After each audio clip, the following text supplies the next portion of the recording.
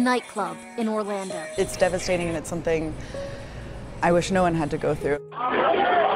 A movie theater in Colorado. It is something that's in the back of my mind every day. A church in South Carolina. It's an increasing reality. Callers indicating she thinks there's An someone shooting in the elementary building. school in Connecticut.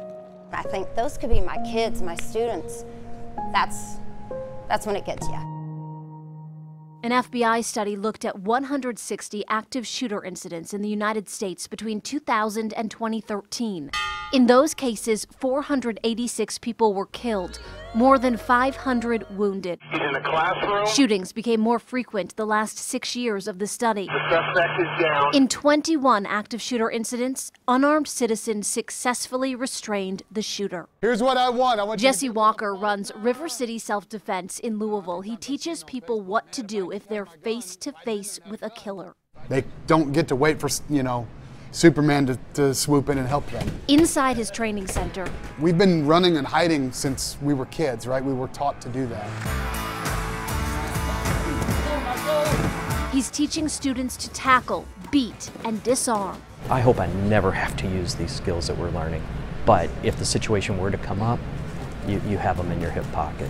This is active killer defense training. Knowing how to handle an aggressive situation, whatever it may be, is incredibly valuable. Karen Cook is a former teacher. It's training she wishes she had years ago while working in Washington, D.C. Her school went into code red after reports of an active shooter. I ended up just standing in front of the window praying. Thankfully, it was a false alarm. Students and staff at Jefferson County Public Schools take part in unannounced active shooter drills twice a year. Each and every child is taken into a safe location that can be locked so somebody can't get in.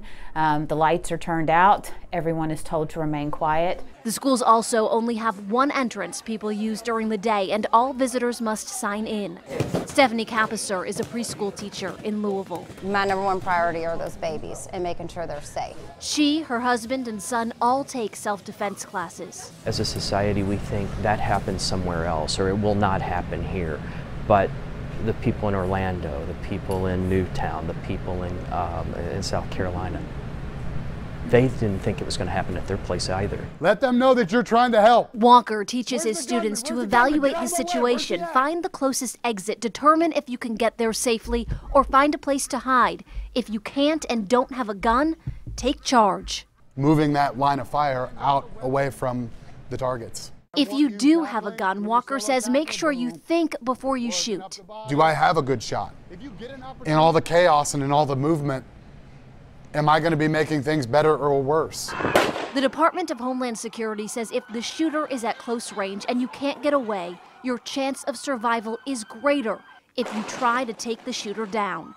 Walker wants everyone to have the training, but he hopes no one will ever have to use it. If the bad guys know that all of these people around the country are there training and hardening these targets, they make those targets less enticing. In active shooter situations, some victims die while waiting for first aid. So in Walker's defense class, he also teaches wound care. Carolyn Callahan, WLKY News.